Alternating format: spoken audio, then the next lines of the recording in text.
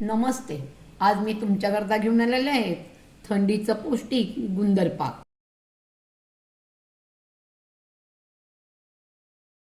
आपण करत आहोत गुंदर पाक. ते उडदाच्या डाळीचं पीठ 1 वाटी, सुंठ पावडर 2 टेबलस्पून, पिंपळामुळं पावडर 1 टेबलस्पून, 1 वाटी तूप, 1 वाटी नुसता खारीकचा चुरा, 100 ग्रॅम बदाम म्हणजे 1 वाटी बदाम बारीक केलेली, डिंक 200 ग्रॅम, खोबऱ्याचं कीस 100 ग्रॅम, 3 वाट्या गूळ आणि 2 लिटरचं घट्ट केलेलं दूध. आपण अर्धी वाटी तूप घेतलेलं आहे. हे 200 ग्रॅम वजनी डिंक आहे आणि असं पाहिलं तर ही 1.25 वाटी डिंक आहे. ते मिक्सरमधनं बारीक करून आता आपण तुपामध्ये थोडं थोडं टाकून परतून घेऊ.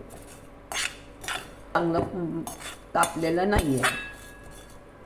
पण अशा प्रकारे सर्व बाकीचं डिंक पण टाकून हे करू. 1 चमचा तूप टाकून घेते ह्याच्यामध्ये. हे आपलं डिंक फुलून झालेलं आहे. आता आपण ही कढई अशीच बाजूला ठेवूया. ह्याच्यामध्ये 1 चमचा तूप टाकून घेऊ. दुसरीकडे हे आपण रडवलेलं दूध,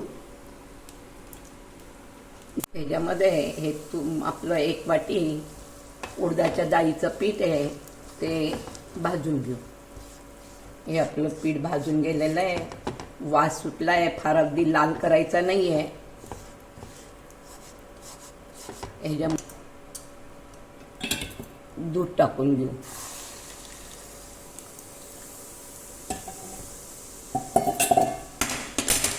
हे चांगलं मिक्स करू. गाठा पडायला नको आहे. उडदाच्या डाळीचं पीठ दुधामध्ये छान मिक्स झालेलं आहे. आता आपण हे बाजूला काढून ठेवूया. आता आपण थोडं तूप टाकून घेऊ. आपण ही बदाम बारीक करून घेतलेली आहे. फार अगदी बारीक केलेली नाही आहे, पण ही आपण भाजून घेऊया. थोडी जाडसर बदाम येईल. ही आपली बदाम भाजून झालेली आहे. ही आपण एका भांड्यात काढून घेऊ. अर्धा चमचा तूप टाकून घेतलेला आहे. ह्याच्यात हा खारीकचा भुगाही आपण थोडासा परतून घेऊ. मग खारी खोबऱ्याचं पण आपलं नुसतं खारीक आहे, ही पण आपली परतून झालेली आहे. ही आपण काढून घेऊ. ह्याच्यात आपण खोबऱ्याचं कीस टाकून घेऊ. जर 100 ग्रॅम लक्षात नसेल तर ज्या वाटीने आपण सगळं प्रमाण घेतलं आहे ती 1.25 वाटी खोबऱ्याचं कीस घेतलेलं आहे. हे खोबऱ्याचं कीस आपलं परतत आलेलं आहे. त्यामध्येच आपण 1 टेबलस्पून पिंपळामुळं टाकून घेऊ. 1 टेबलस्पून पिंपळामुळं. गॅस बंद करू आणि त्याच्यातच आपण 2 टेबलस्पून सुंठ टाकून घेऊ. आपण ह्याच्यामध्ये थोडंसं गरम खोबरं आहे त्याच्यामध्ये थोडंसं हे आपण कालवून घेऊ. ज्यामध्ये आपण बदाम खारीक खोबऱ्याचा चुरा काढून घेतला त्यामध्येच आपण खोबरं आणि पिंपळामुळं सुंठ पावडर टाकून घेऊ. आपण खोबरं खारीक बदाम टाकलेली आहे. हे आपण मिक्स करू. हे आपण थोडंसं डिंक बारीक करून घेऊ. फार बारीक नाही करायचं आहे, अगदी थोडंच बारीक करायचं आहे. पण डिंक आपण ह्याच्यात टाकून घेऊ. ह्यात आपण मिक्स करून घेऊ परत सर्व. दुधामध्ये उडदाची डाळ टाकलेलं होतं. हे अगदी छान मऊ खव्यासारखं झालेलं आहे. आता ह्याच्यामध्ये आपण हे सर्व मिश्रण टाकून घेऊ. काही आपण सर्व मिक्स करून घेऊया. आपण ह्याच्यात 1.5 चमचा तूप टाकलेला आहे. त्याच्यात आपण आता गूळ टाकून घेऊया. त्याच्यामध्ये आपण हे 3 वाटी गूळ टाकून घेऊया.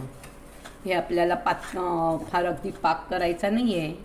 ह्याच्यात ते वितळलं की गॅस बंद करायचा आहे. त्याच्यात मी 1 चमचा पाणी टाकून घेते. ह्याच्यामध्ये अगदी 1 चमचा पाणी टाकायचं आहे.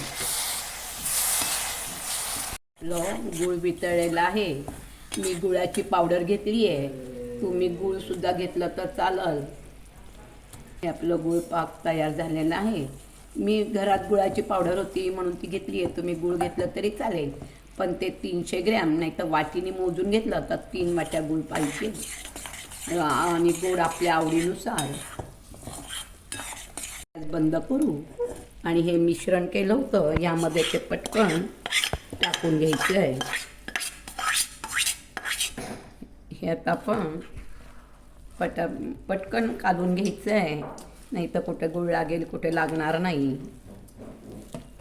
आपलं कालून झालेलं आहे.